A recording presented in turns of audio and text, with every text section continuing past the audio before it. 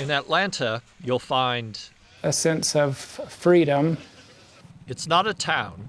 There's no authority. There's no police, mayor. There's nobody telling you what to do. You can do whatever you want. It's an unincorporated refuge. Atlanta brought people up here, and they would do things they knew they couldn't get away with in the city. It's about 40 miles from a paved road, but even farther from a big city's disposition.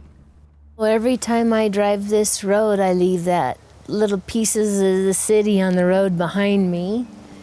For me, it's like as soon as I get here, I've left it all.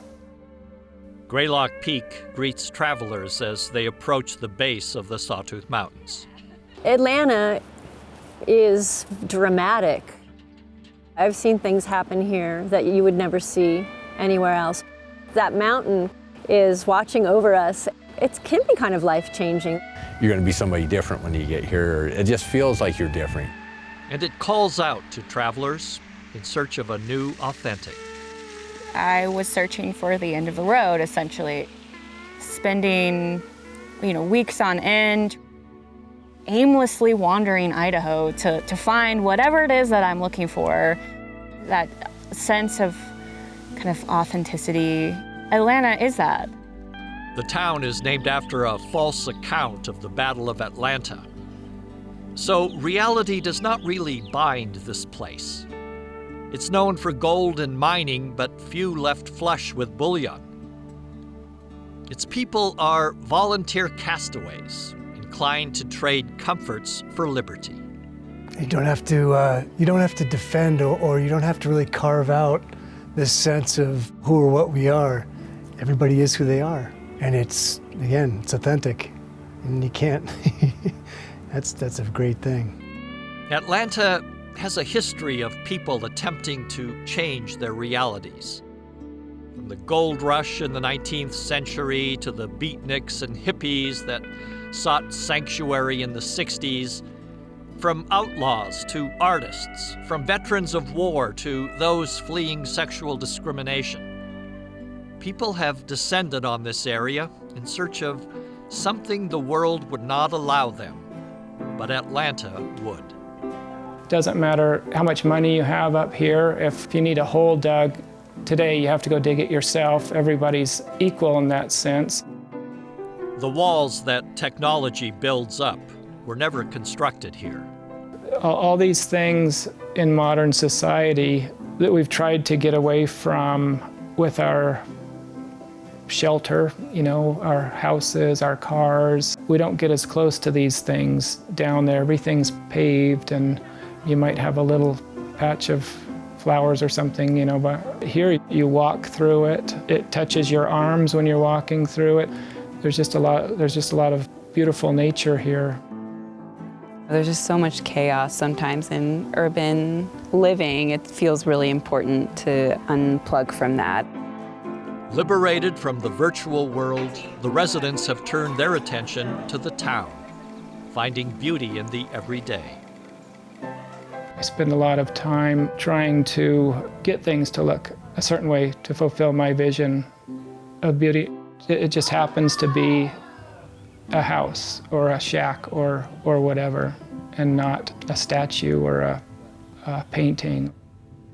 It's a just giant installation, using the 1865 town site as a canvas and doing as much as I can to sort of keep it in some kind of a acceptable form. I know there's going to be changes, but you want the changes to be good. You don't want it to be ugly.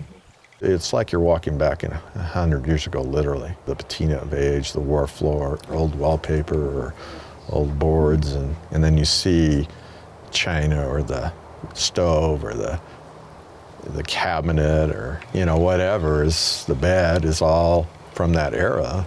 So it's like walking back into history. But the walk may be to a place that never really existed. I don't think we can call these straight-ahead historic preservation projects. They are art projects, and they are done by the folks that have decided that this is the way they ought to be.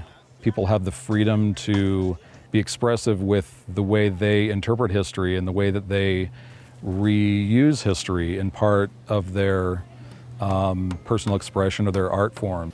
I am a big fan of the poetic license. I wasn't there in 1890, so I really don't know what it was like. But I mean, I can look at the furniture and I can look at the utensils and sort of get an idea, you know, what it was like. But a lot of it you have to kind of create in your own mind. These shacks that I've restored are more like friends a little bit. I feel much more connected.